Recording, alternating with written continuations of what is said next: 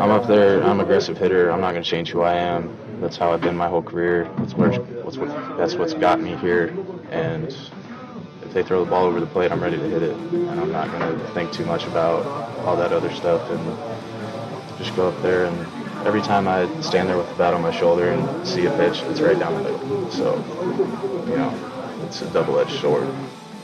Alec Boehm last night asked about his approach at the plate in these playoffs and his struggle. Did Dave Gallagher like the answer that he heard from Alec Boehm? 9-year Major League veteran, former Philadelphia Philly. Dave Gallagher joins us right now in the aftermath of another disappointing playoff defeat. And it's similar to the way they've lost the last couple of years, Dave. The offense just not there. But when you hear that answer from Alec Boehm, is that an answer that you like, or is that an answer that you scratch your head out a little bit? Yeah, I think that's an emotional answer. You know what I mean? Because that's not who he was. We've talked about him so much, and I know he struggled last year in the playoffs and the same this year. No excuses to be made. He's got to rectify that. But I think that answer does not imitate what he really does. His approach at the plate is probably one of the best on the team. But all that said, I got some really good news for you. I've put some thought into this, and I'm ready to give Dave Dombrowski some advice. I've pinpointed the problem, and I brought a solution along with me. Can you understand that sarcasm a little bit? But I really do think I've pinpointed something here. Here's what I think is going on. If we both play the role of GM and the listeners too. If we look at hitters, right, and we maybe define what a dangerous hitter is and what a winning hitter is. I would say dangerous is a guy who's got some pop, but the swing is similar regardless of the count and the situation. It just stays the same. Whereas a winning guy might be prepared to reduce his personal stats for the team. He may sacrifice a little bit here and there in situations. He may sacrifice a little bit with 2 strikes. So I know I could get wordy, but let's talk about why you need both. Mm-hmm. And you have a guy that is a dangerous hitter. Let's figure out what motivates that guy. Well, we know the money does.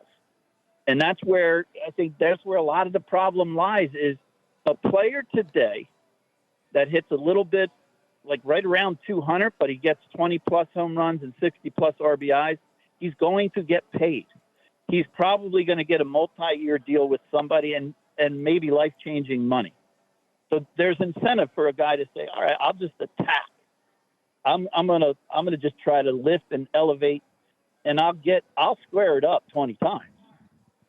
But let's look at why that doesn't work. During the regular season, as opposed to the playoffs, you see so many 4 and 5 starters, number 4 and 5 in the rotation, let alone some teams' third is not that strong. So you're going to lunch up on those guys. You don't have to lunch up that much. You don't have to hit 500. But as I just stated, if you just lunch up a little bit, your numbers are going to look good at the end of the year. You also are going to face inning eaters, right, in a regular season. Teams got a 3, 4, 5 game series even, and their starter in game 1 or 2 is getting hit around. They fall behind. They'll go to an inning eater, as opposed to the playoffs where they're going to save the regular season. They're save the better arms for the rest of the series. Playoffs, they're going right to a guy that can, stem the flow and ease the pain and try to get their team back into it. So I'm putting together a scenario here where regular season stats can be false when you get into playoffs. And if you just take a second, we don't have to go over the names, but you go up and down the lineup, there's a lot of dangerous hitters on the Phillies. But how many guys are winning? It's funny you say that, Dave. Amaro said that last night. They got dangerous guys, but are they good hitters? They're dangerous, but are they good hitters? And I think that's a great point by you. This is something I want to ask you because, correct me if I'm wrong, you were a hitting coach in the majors or the minors? Minor leagues. I was Red Sox Double-A in Trenton. It was only 20 minutes from my house. Okay. So you've held that position, though, as a hitting coach at the professional level. When someone says Kevin Long needs to be fired, do you look at that and laugh, or do you look at that and say, no, their approach, they are taking cues from their hitting coach? Or is this ingrained in Turner, Bohm, Harper, Stott? I mean, all these guys. Is that who they are, or can you, as a hitting coach that out of them? Because obviously their approach is being questioned a lot at all the swing out of the zone, chasing, swing and misses. What is your take as a guy who has had that job? Here's my take on that with Kevin Long, any of the staff, including Rob Thompson. It has to come from the top. There has to be a culture, and Phillies need a culture change. In other words, if I'm Dombrowski, I'm going to meet with the staff first. I'll give it a few days, then I'm going to meet with the staff and say, we need to balance out our offense with some guys who play the game correctly. It doesn't have to be everybody. In fact, I wouldn't want it to be everybody. I wouldn't tell Kyle Schwarber, runner on second, nobody out, get him over. I'm not saying that to Kyle. In fact, there's a few guys on the team that I would not say that to. I wouldn't say it to Bryce, although I think Bryce would do it on his own. If it's a big spot, need to move that guy over, I think Bryce would take a shot at pulling the ball. Kyle, I would look at him if I was the third base coach or if I was telling him, I need you to swing the bat. But Dave Gallagher, if I was playing, I don't have the right to just take my shots at hitting home runs, start my swing early, swing at pitches out of the zone because I'm starting early and I'm trying to hit home runs. I better get that guy over. And at the very least, look like I'm trying, or I shouldn't have a job. So, Mike, remember Marte's at bat yesterday? The Mets were losing 1-0, man on second, nobody out, and he laid down a bunt for a hit that went foul. I don't know if you remember that, but it rolled foul down third base. And I remember I'm watching, and I wanted to stand up and clap because I just don't see it anymore. And then the next pitch, he fouled down the first base line. And I said, that son of a gun is trying to move the runner over. This is an important game. It doesn't get any more important. He's gotten paid. It's not about money. He wants to win. He ended up getting hit by a pitch. But there's too many at-bats from Phillies and from a lot of teams where I don't even see an attempt to move a runner over in a big spot. Mm-hmm. Two-strike hitting. Same swing as it's 3-1, 2-0. Are you kidding? You know, there has to be some adjustments. And there's too many hitters that fit into that dangerous category on the Phillies right now. So here's the solution. First, I talk to the staff if I'm Dombrowski. And I say to them, if you're with me, I'll try to help you. I'll try to get you two players. To me, they're both outfielders who know how to hit in situations. And then I'm going to sit down. Well, first of all, anybody that's not with me, I'm going to have to find somebody to replace you because we all got to be on the same page going forward here. Then I'm sitting or having the hitting coach and the manager sit with Bryson Stott. I know you like him and I like him, but I just saw it's almost as if he looked at the players around him and said, well, I'm just going to start taking more chances myself. Right. It almost feels like if you're the guy who's the slap hitter or the move the guy over, that you're getting your stones busted. You're like, there's our little slap hitter guy. You know, no, I want to be with the cool kids, and I want to hit the ball as far and hard as I can. Yeah, and it's just not winning baseball. So that's why I'm saying when it comes from the top, from Dave Dombrowski through the staff, those players have to know we're creating a culture. If you fit into this culture, you've got to add value to the team. If you fit into this culture, you will get paid. You will get paid, and you'll get paid handsomely. Bryson Stott, to me, is a borderline Gold Glove defender. I don't know what happened to him from last year to this year as far as I'm seeing him strike out, swinging as if the count is 3-1 when it's 1-2. And I kept waiting for it to change, and it just didn't change. It diminished his value so much that he started being platooned. Platooned, yeah. They spit on the fact that he's such a good defender. They spit on it and platooned him, and he earned that platoon by the way he was going after it. Well, and so I'm glad you brought that up, Dave, because, he hit the triple in the game to help you out the other day. Yeah. And then, of course, he did not play in Game 3 against a left-handed pitcher, and the fans go nuts. How he had the big hit. How do you sit him? And I said, Stott did this to himself. He got himself sat because he did not perform over the 162. Look, there is some value to the 162. You get a chance to put your resume out there to the guy who writes the lineup card out, and his resume and Marsh's were not good enough. That's why they didn't play in Game 3. That's not the manager's fault. That was Stott's fault. And you know what, Mike, what you just brought up, there is value to the 162. I almost feel like for the Phillies there wasn't. Not when your goal is not just to make the playoffs or win the division. When your goal is to win a World Series, your season has to prepare you to win the World Series. And their at-bats, to me, did not dictate, preparing for the World Series. You can't just hit one way as an individual and as a team all year long and then expect, now we need runs. They're more important. So now I'll get a job done with some situational hitting. It just isn't going to work. You're not going to be good at it. That's what I saw in them. And if they sit Stott down and get him back to where he was last year, now you only add two more guys. And to me, they're both outfielders. But I'm not looking for a guy that can hit 40 and strike out 200 times. No, not on this roster. This roster, I need a guy who is a good situational hitter. He plays the game smart. He knows how to win. Give me a couple of those, and I'll spread those three, with Stott included, throughout the lineup. So now you're always running into somebody who's going to be a tough at bat when you need a run. Because, like I said, when you're relying on running into a fastball, you might have 2 or 3 home runs in a game and win it. But over the course of a series where you have to advance, you're not facing mediocre pitching. There's a reason why the other teams got to this point.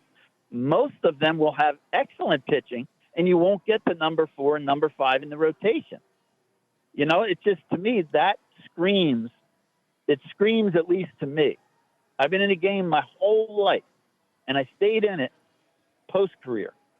So you learn a lot. You learn a lot of how not to do things, and you learn a lot where you say, well, I would have done it different.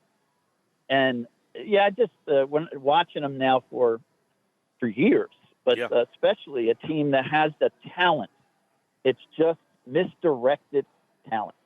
And I'd get that information to those players, like each one of them, meet with the staff first. Are we all on the same page? Yes? Okay. Dombrowski, it's my job to give you what you need. I'll get a couple players that are in different categories to bolster our chances. And now talk to the players. You're going to start in the off season, and you're going to know how to wait back on a pitch. You're going to know how to directional hit. I think the best improvement, I cannot believe I'm saying this, in hitting with 2 strikes or just simple situation hitting was Kyle Schwarber. Like, he jumped his batting average 50 points simply by not being stubborn. He's strong enough that he can hit it out any direction. The one that got me, that really sold me on him, I brought this up a couple weeks ago when we spoke, is the starter had a 2-seamer that had some run away from a lefty into a righty. And first at bat, first pitch, he stayed on the pitch like he knew, he prepared. He must have watched tape. And he lined a bullet to left field for a base hit. And I'm just, okay, that's smart hitting. It's different. And I would take that. Now imagine everybody applying a similar approach on your team. You now become, excuse the language, but you become a bastard to pitch to. Every hitter through the lineup has an approach that makes sense. And one more quick thing for your listeners.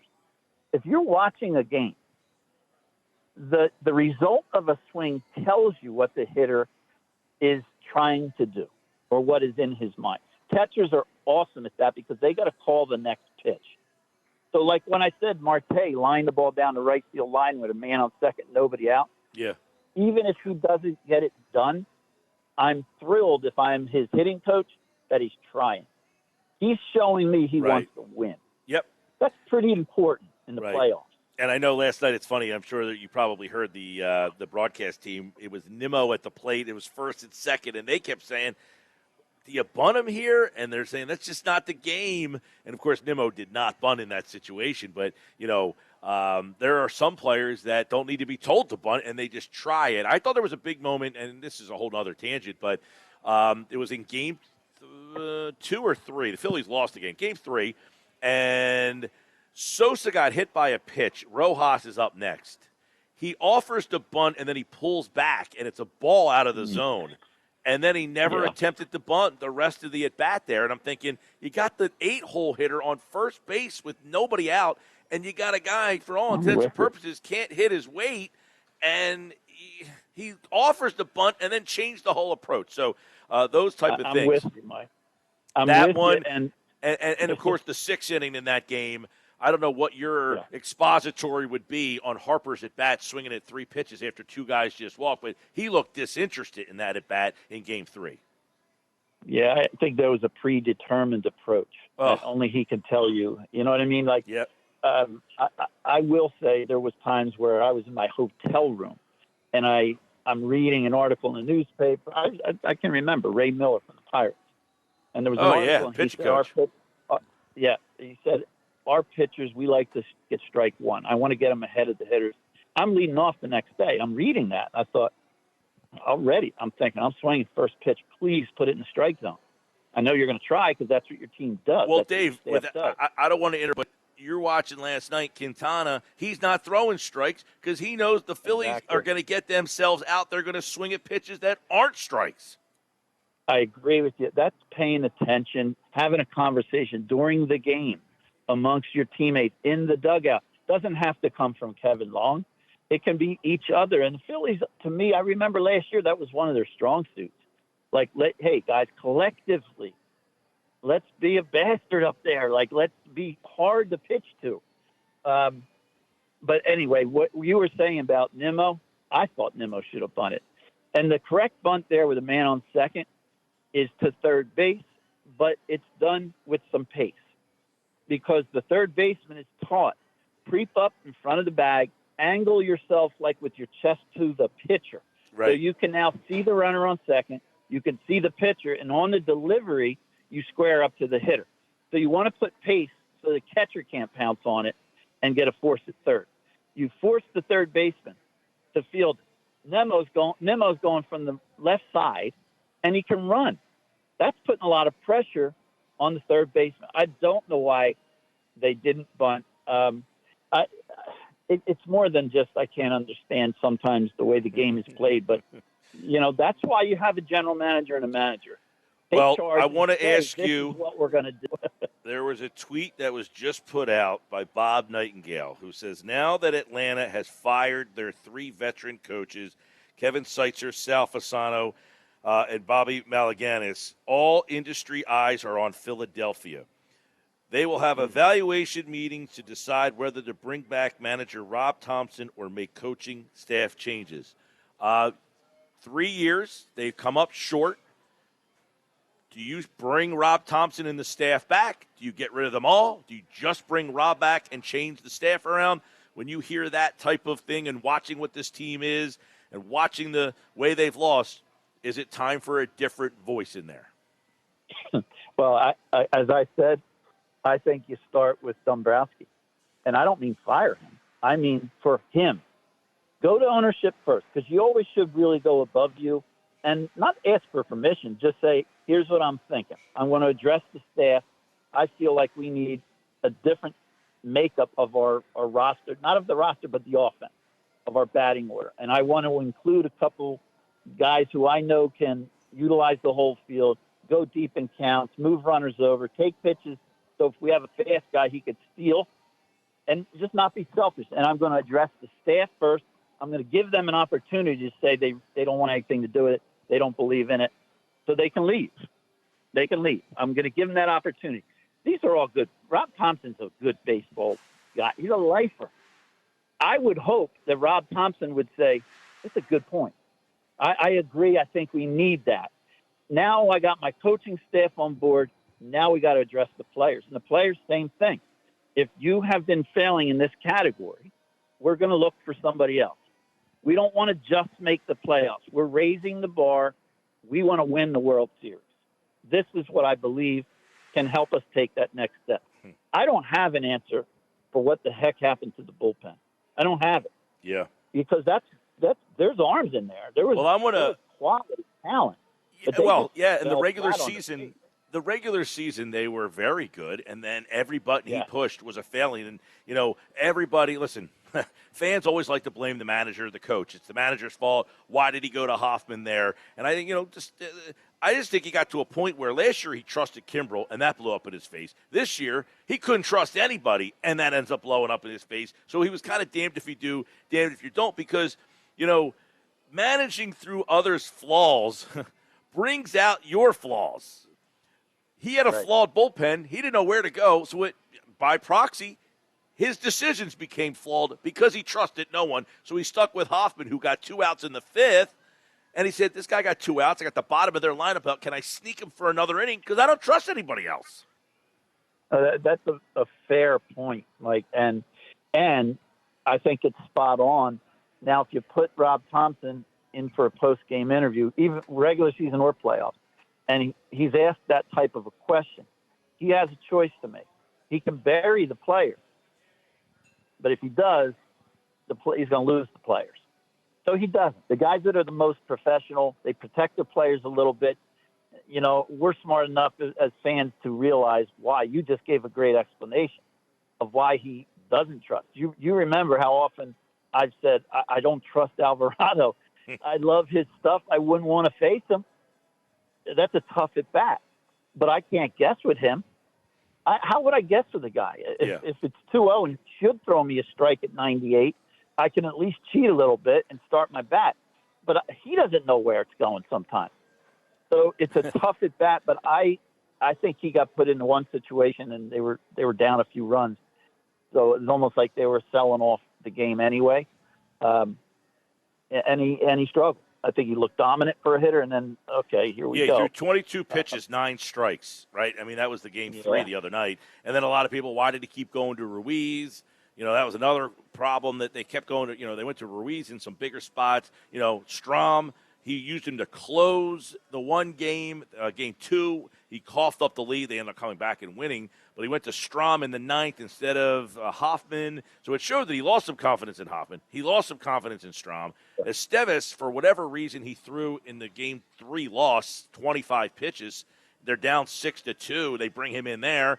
And then he had to use him again yesterday. He gives up a grand slam. So he was I didn't envy his bullpen situation after the way game 1 went. You could tell that he seemed like he lost a lot of confidence in guys, Dave, that he trusted all season long. Yeah, I kind of feel for him, but I would always defer to a pitching coach to say, was that more emotional, like they were not up for the big moment? That's a fair question. Like Hoffman was the moment in the 6th, that he went back out there. Now, he sat for 25 minutes. I mean, these bullpen guys, they're quirky dudes. They don't like that. So him to come back out there, I thought it was fine to send him back out there, but it was noticeable early to get him out. Yeah. Well, there is this other side, that's not physical. There's this mental side, and pressure can definitely change how and what you do. Real quick, every team now has a sports psychologist. Every team has. I'm sure the Phillies have one. It's whether they use them or they don't, or does he come in the locker room? Does he go to players who are struggling? However, but even back when I played, they had them. And I remember at this one program I still do, rookie career program, at our luncheon, the sports psychologist was addressing us all. And he kept saying, hey, we got to let these players relax and have fun. After all, it is a game. And I'm thinking, what? I couldn't even eat my food. I was thinking, you're telling me to relax and treat it like it's a game. I'm not 14. I'm raising my family like this. If I don't perform, I'm going to get released. I know that one guy from IBM, I'll go to him. Maybe he can get me a job. But it can be an enormous amount of pressure. So I ended up saying to that man, a good man, but I think he needed to understand there's another side to this. I said, if you want to help a player, teach him how to perform when he's nervous or he has anxiety or he's lost his confidence. That will help him. Don't tell him to have fun. He's not having fun, you know? So there, you know, you got to look at this two ways. Sometimes just getting through a playoff scenario, a big game scenario, can help a guy with experience. So the next time he's got to go through that, hopefully it would be next year for the bullpen, that, okay, my mind's not racing. I've been here before. Some, it never goes away. You know, they can do it in regular season, but in big spots, the mind races, they feel that anxiety and they can't perform. All they can think about is, how am I going to get through this? When you start to focus on the execution of it, whether it's hitting or pitching, you're simply, how do I deliver this pitch and execute it down and away? You know, they've thrown so many bullpens in their lifetime that there are certain mechanical things that they will do to get the ball down and away to a right-handed hitter. But when all of a sudden you're anxious, the crowd is going crazy, and if you make a mistake, the game is over, and you go home, now it's very difficult to focus on how you physically execute that pitch. You end up just throwing it. Dave Gallagher, yep. It's a tremendous conversation. I can't believe how fast we've already gone through this, because we could talk more about all these things for probably the full 4 hours. But we'll have to pick up the conversation again as this offseason is sadly here. But you guys out there listening just got great insight from a former major leaguer, 9 years in the majors, a former hitting coach at the AA level, to hear a little bit of insight on that. Excellent stuff, Dave. We appreciate it. I'm sorry for the Phillies fans. I know that comes to an end. Now just start watching the Eagles. That's been painful too.